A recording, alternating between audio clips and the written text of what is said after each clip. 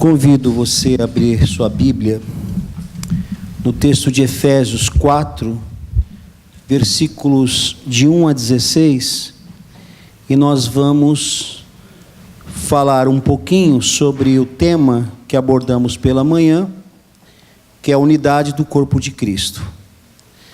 E nós vamos dar sequência, embora nós vamos usar não Pedro, mas Efésios. E se não der tempo, certamente não dará, nós vamos dar continuidade na semana que vem, para a gente trabalhar esse texto tão lindo. A Betinha já colocou para a gente no PowerPoint. Já fizemos exposição de Efésios, não com essa leitura teológica. Fizemos exposição de Efésios com outra leitura, com outras aplicações.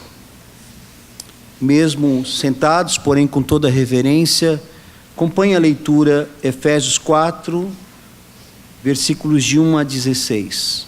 A unidade do corpo de Cristo é o título que a NVI traz. Como prisioneiro no Senhor, rogo-lhes que vivam de maneira digna da vocação que receberam. Sejam completamente humildes e dóceis, e sejam pacientes, suportando uns aos outros com amor. Façam todo o esforço para conservar a unidade do Espírito pelo vínculo da paz. Há um só corpo e um só Espírito. Assim como a esperança para a qual vocês foram chamadas é uma só. Há um só Senhor, uma só fé, um só batismo, um só Deus e Pai de todos, que é sobre todos, por meio de todos e em todos. E a cada um de nós foi concedida a graça, conforme a medida repartida por Cristo. Por isso é que foi dito, quando ele subiu em triunfo às alturas, levou cativos muitos prisioneiros e deu dons aos homens. Que significa ele subiu, senão que também havia descido às profundezas da terra? Aquele que desceu é o mesmo que subiu acima de todos os céus, a fim de encher todas as coisas. E ele designou alguns para apóstolos, outros para profetas, outros para evangelistas e outros para pastores e mestres, com o fim de preparar os santos para a obra do ministério, para que o corpo de Cristo seja edificado, até que todos alcancemos a unidade da fé e do conhecimento do Filho de Deus, e cheguemos à maturidade, atingindo a medida da plenitude de Cristo. O propósito é que não sejamos mais como crianças, levados de um lado para o outro pelas ondas, nem jogados para cá e para lá, por todo vento de doutrina e pela astúcia e esperteza de homens que induzem ao erro. Antes, seguindo a verdade em amor, cresçamos em tudo naquele que é a cabeça, Cristo. Dele todo o corpo, ajuntado e unido pelo auxílio de todas as juntas, cresce e edifica-se a si mesmo em amor, na medida em que cada parte realiza a sua função. Amém. Glória a Deus. Vamos orar mais um pouquinho. Senhor da glória, ilumine o nosso coração, a nossa mente, Senhor, que a gente possa, a razão pela qual o Senhor nos trouxe aqui nesta noite. Em nome de Jesus oramos. Amém. Bom, nós temos aí o título, tirado de um versículo: façam todo o esforço para conservar a unidade do Espírito pelo vínculo da paz. Há muitas vezes uma interpretação equivocada do que é graça. A etimologia da palavra graça é favor imerecido. E há um equívoco da doutrina da soberania de Deus, achando que, já que Deus é soberano e opera em nós a sua vontade, então nós ficamos muito à vontade. Mas não é bem assim. A soberania de Deus não descarta a nossa responsabilidade. E esse texto que usamos com o tema, diz: faça todo o esforço. E nós fazemos todo o esforço para fazer muitas coisas. Nós fazemos um esforço físico para fazer mudanças, não é? Às vezes nós fazemos um esforço para ir trabalhar, pegando transporte nesse problema de crise de combustível. Nós fazemos esforço para arrumar a nossa casa. Nós fazemos esforço para ter o nosso prazer, um gasto para termos a alegria e sei lá, termos prazer no nosso hobby ou ter um prazer em algum evento. E nós fazemos esforço. A orientação de Deus para nós aqui nesta noite é que nós façamos um esforço para sermos unidos no Espírito, que é dado esse vínculo pelo Espírito Santo, mas para conservar esta unidade, nós precisamos nos esforçar. Nós precisamos de muita renúncia. Nós precisamos de muita compreensão. E o tema, como foi hoje, também é relacionamentos. Nós aprendemos que o resumo do cristianismo é relacionamentos, quando diz amar a Deus sobre todas as coisas e o próximo como a si mesmo.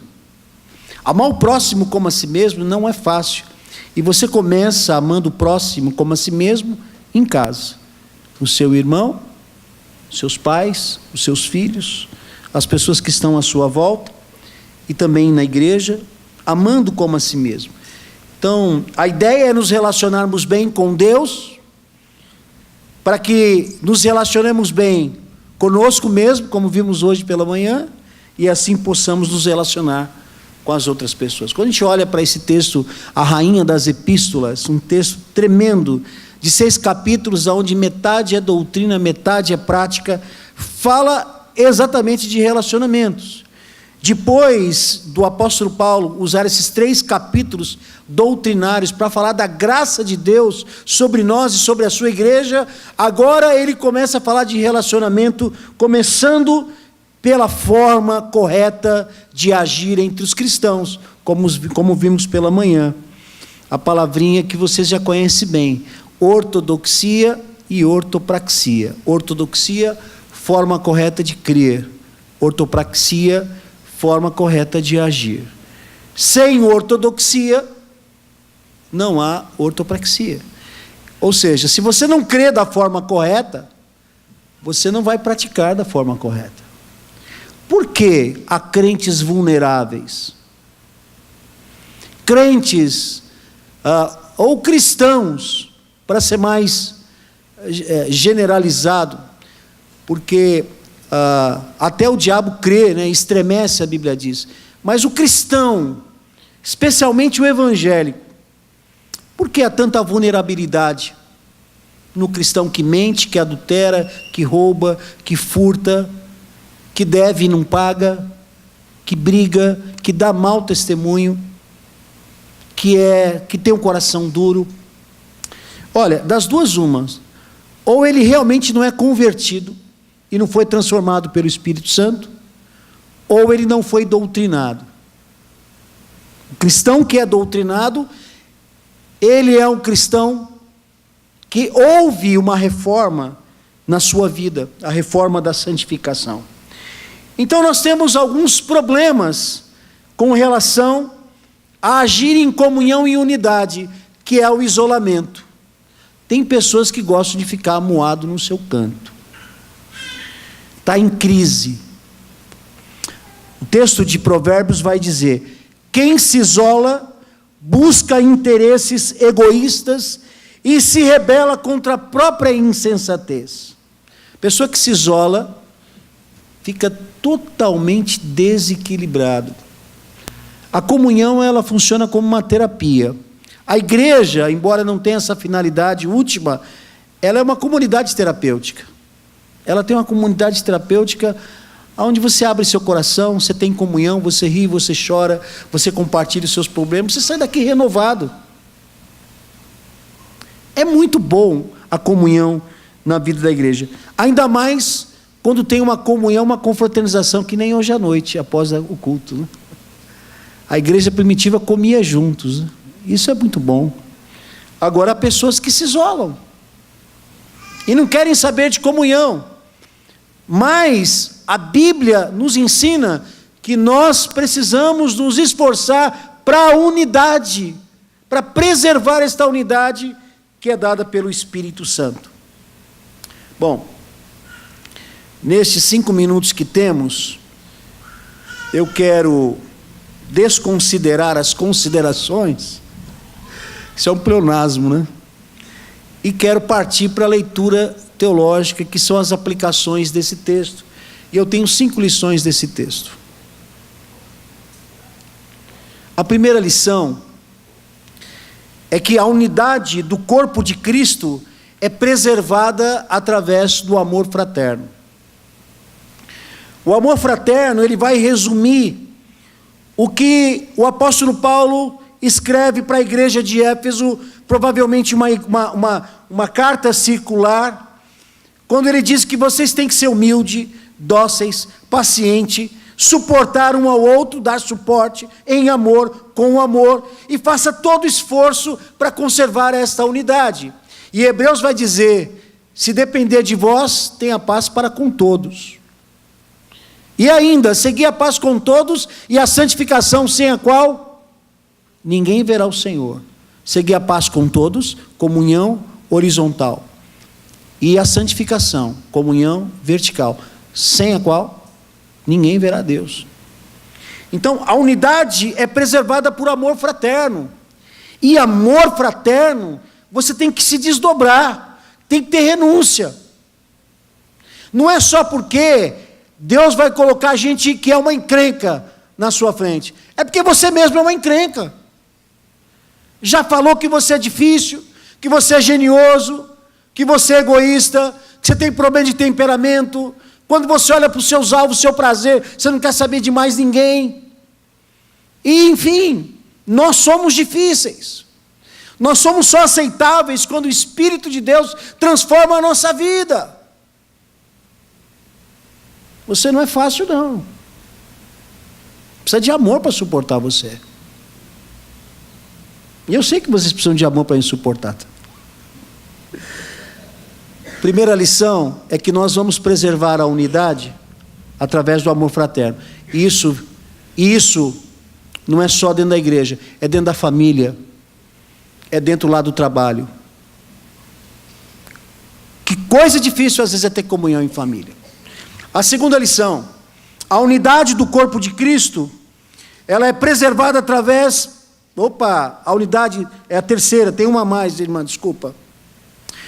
A unidade do corpo de Cristo preservada através do reconhecimento da graça de Deus em nós.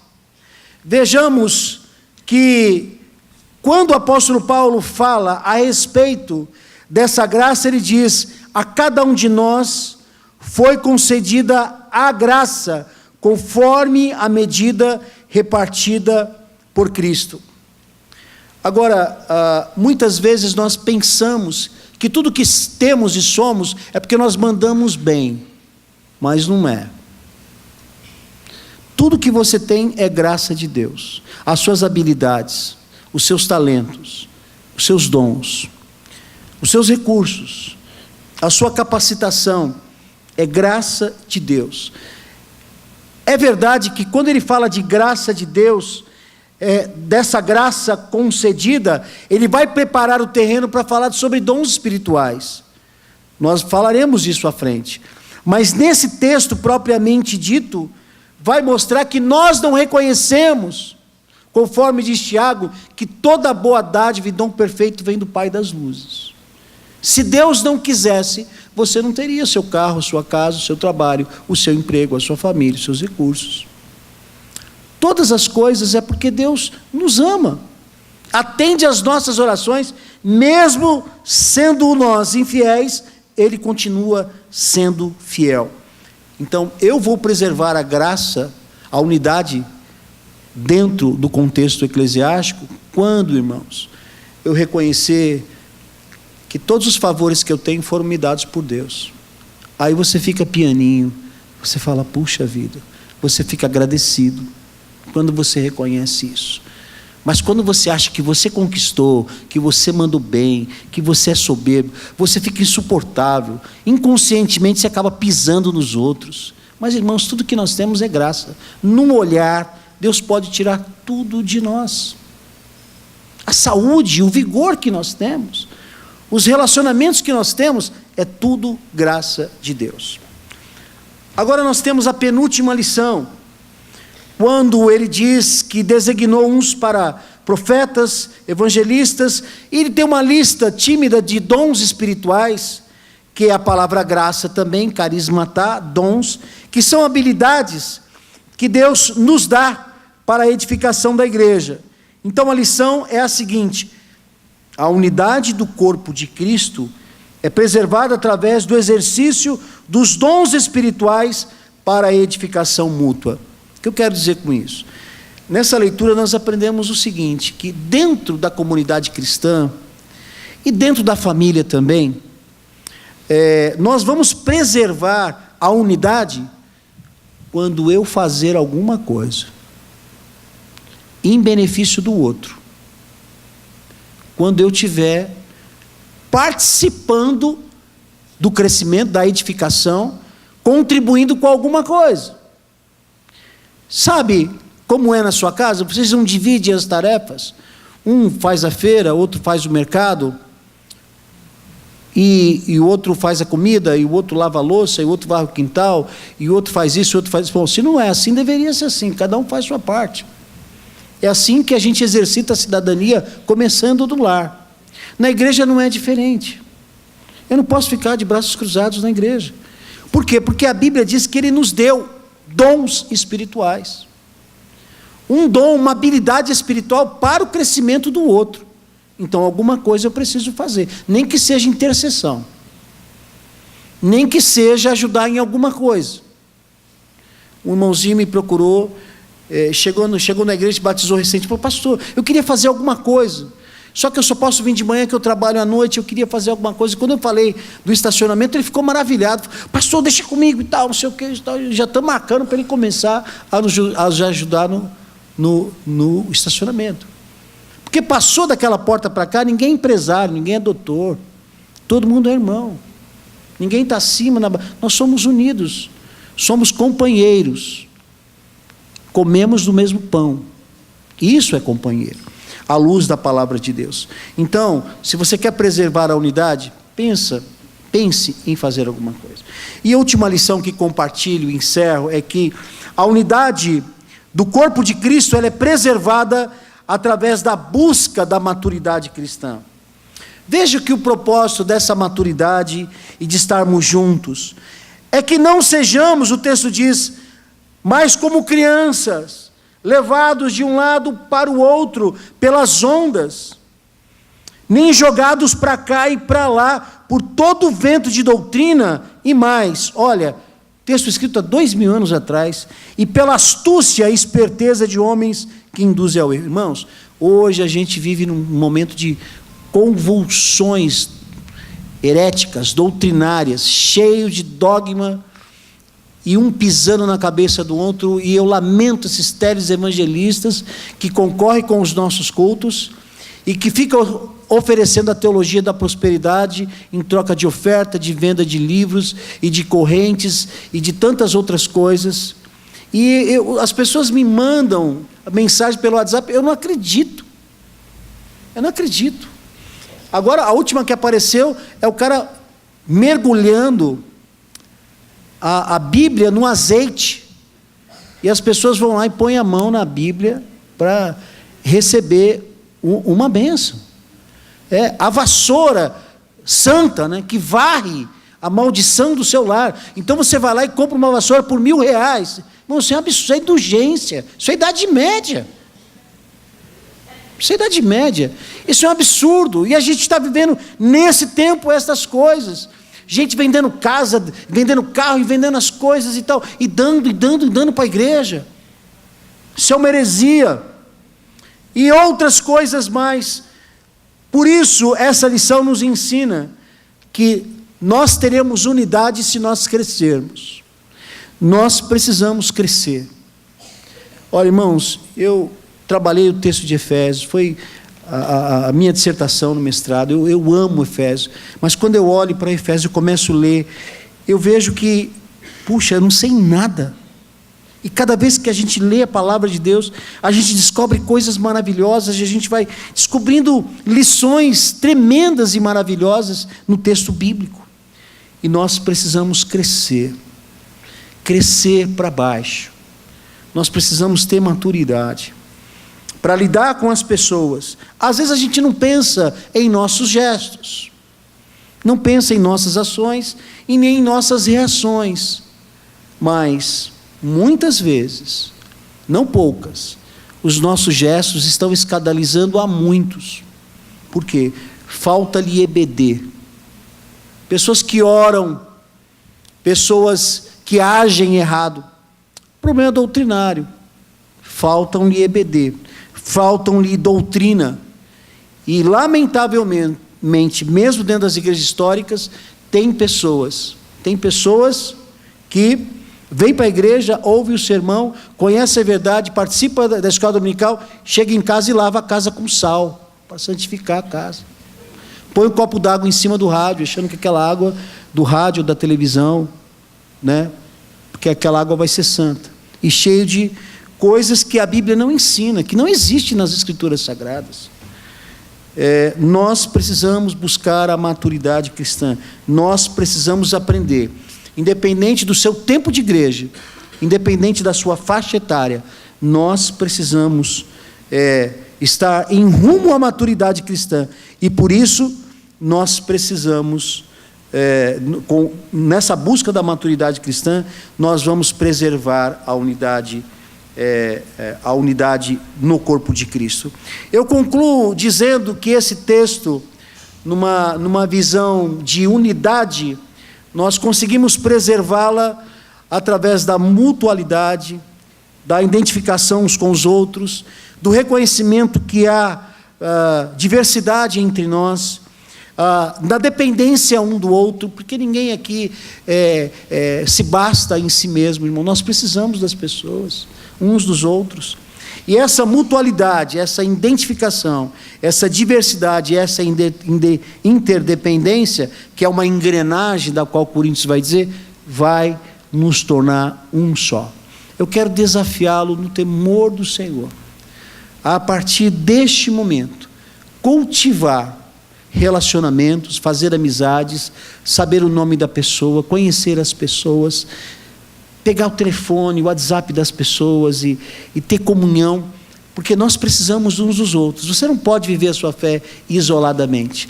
Se você ainda não tem vínculo com a igreja, se batiza, peça sua transferência, regularize sua situação, mas vamos estar unidos, porque unidos nós teremos muito mais forças para cumprir com os mandatos do Senhor Jesus. Amém? Nós vamos orar e depois da oração nós teremos um louvor para finalizar, tá bom? Mesmo assentados, curve a sua fronte. Eu quero orar por você. Pai de amor e de imensa bondade, obrigado por este culto e por esta noite que o Senhor tem nos conduzido. Deus querido, tenha compaixão e misericórdia de nós, quando nós estamos sendo tropeço na vida do nosso próximo, seja na família ou na igreja. Às vezes, ó Deus, nós queremos o isolamento, fugimos das pessoas. Ajuda-nos, ó Deus, no exercício da comunhão. Nós queremos nos esforçar para preservar a unidade do corpo de Cristo. Nos oriente, Deus, como nós podemos fazer isso. Pai, nós queremos orar por aqueles relacionamentos que temos dificuldade. Nós queremos dispensar perdão a todos quantos porventura nos ofendeu. E nós queremos, ó Deus amado, rogar-lhe o teu perdão e nos dê força para irmos ao encontro daquela pessoa do qual não estamos tendo nenhum relacionamento. Nós queremos ter comunhão. Pai, santifica, ó Deus, as nossas vidas e fortalece-nos, ó Deus, para que sejamos bênçãos em Tuas mãos. Abençoe cada irmão aqui nesta noite, segundo a sua necessidade. Dispense o Teu favor, que nós tenhamos uma semana de vitória. Nós oramos ainda, ó Pai, que o Teu grande amor e o Teu poderoso governo, Senhor, que a graça de Jesus e a sua tremenda paz, que as consolações e a comunhão do Espírito Santo de Deus sejam com a família central, sejam com cada vida aqui presente e cada família aqui representada, seja também com o povo de Deus espalhado na terra, hoje e eternamente. Amém. Amém? Vamos colocar de pé, que eu quero dar uma notícia em pé para vocês. Aí já aproveito o louvor, e após o louvor, nós já estamos encerrados. Hoje, nós temos um caldinho, que é o dia da nossa comunhão, muito gostoso, viu? Ninguém pode sair daqui sem tomar um caldinho gostoso, que a irmã preparou lá, as irmãs prepararam, a irmã Sueli, né, irmão Reis, a irmã Dalva, e alguns outros irmãos prepararam. Então não saia daqui, todo mundo vai tomar um caldinho e vai ter comunhão com os irmãos. Não pode exagerar, tá bom? A parte do Arthur vai ficar com o pastor, eu vou para ele participar, né, Rodrigo? Então, irmãos, Deus abençoe. Enquanto nós estamos louvando, dê um abraço ao seu irmão e deseja a ele uma ótima semana, e vamos sair ao final do louvor. Deus os abençoe.